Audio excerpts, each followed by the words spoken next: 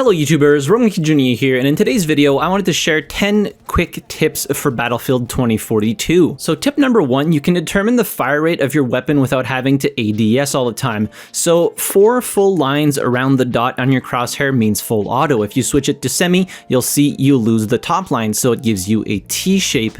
And if you switch it again and your weapon has burst fire, it gives you 4 sectioned lines. You can see here that the 4 lines have a small little section that's not there. This means your gun's on burst fire. This is a quick way to tell what your fire rate is at without having to ADS, because when you do ADS, you can see the fire rate. So if I ADS right here, you can see next to the ammo count, I have 1 bullet. If I change it again, 3 bullets, which means burst, and then 4 bullets, which means full auto. Next, going into your options and going to the display, then crosshair, you can change the color of your crosshair and even get a little pre-visualization of what that might look like in game. I would highly suggest picking a color that's high contrast and that doesn't appear much in maps, as it does help you see the crosshair much better than just the default white. Tip number 3, using the co-op mode to learn maps is a great way to not get destroyed on your first time playing multiplayer. So to play co-op, all you have to do is go to All Out Warfare, mouse over this, then you can change the game mode to solo and co-op, and then you can choose either conquest or breakthrough. And if you are mousing over the game mode you want to play and you hit F on your keyboard, you can also change the settings of that specific game. So you can change the AI soldier's level and you can pick a specific map. So it's a great way to learn the maps and also learn the weapons a little bit, learn the specialists, and not having to jump into a multiplayer game where a lot of people know what they're doing and you're just gonna get killed constantly. Tip number 4 is when you're parachuting off of a high area, you can use the shift key on your keyboard or run on your controller to better control the parachute to where you want to go, instead of just slowly falling like this and not being able to control your parachute whatsoever. So if you hold the shift key, you can see you can way better control what's happening. And you can also use the control key to actually cut your parachute and just fall to the ground faster and then redeploy your chute lower to the ground so you're not floating for as long of a period and just pretty much being a free kill for enemies. Tip number 5 is for Falk specifically. So you can self-heal yourself with her Surette pistol by holding number 3 on your keyboard, or that whatever key it is or button it is on your controller.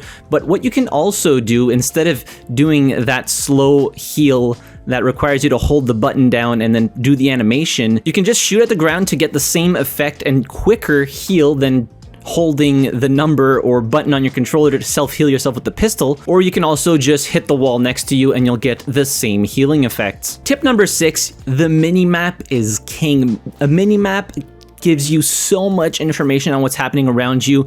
I would highly suggest paying attention to it as best as you can. There is so much information that you can see there. Enemies, how many teammates are near you, is a flag being capped that you're close to. So it is a haven for free information on what's happening around you, and using it will make you a better player in the long run. The next tip I would give is to bind the plus system to something that is easily accessible on your controller or on your mouse and keyboard. So I have it bound to a mouse button that my thumb can use, so I can quickly access it and change scopes on the fly as fast as possible and adapt to situations depending on the combat that I'm going to be engaging in. So right here, if I was to engage this bot, I would swap to a longer range optic instead of just sticking with the 1.25 that I had. So it really gives you a lot of versatility, and it really is great to adapt to a bunch of situations. So having it bound to a key that is easily accessible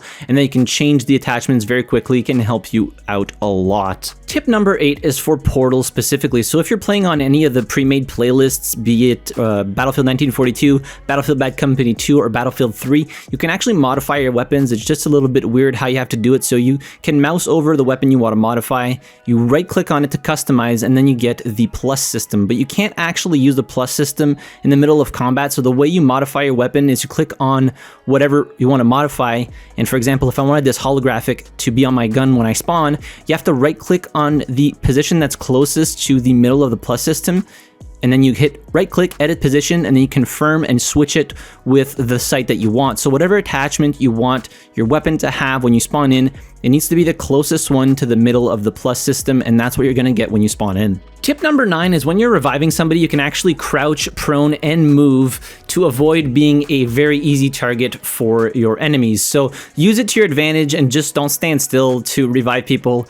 It'll get you killed more often than not. And the 10th and final tip is when you are looking at an objective and you're hovering over the flag name, you can see how many enemies there are on that specific objective. So if I happen to look on D1 here, you can see there are 2 enemies on the flag and 3 friendlies, and that changes depending on how many people are in that flag's cap radius. So those are all the tips I have for you today. Keep your eyes peeled on the channel for more Battlefield 2042 contents and more tips and tricks videos. Let me know in the comment section down below if you know of any other tips that would help out new players to the game or anything of the sorts. Hit the like button if you enjoyed the video, subscribe to the channel if you haven't already, and as always, thank you very much for watching. I really appreciate it, and I'll see you guys in the next video.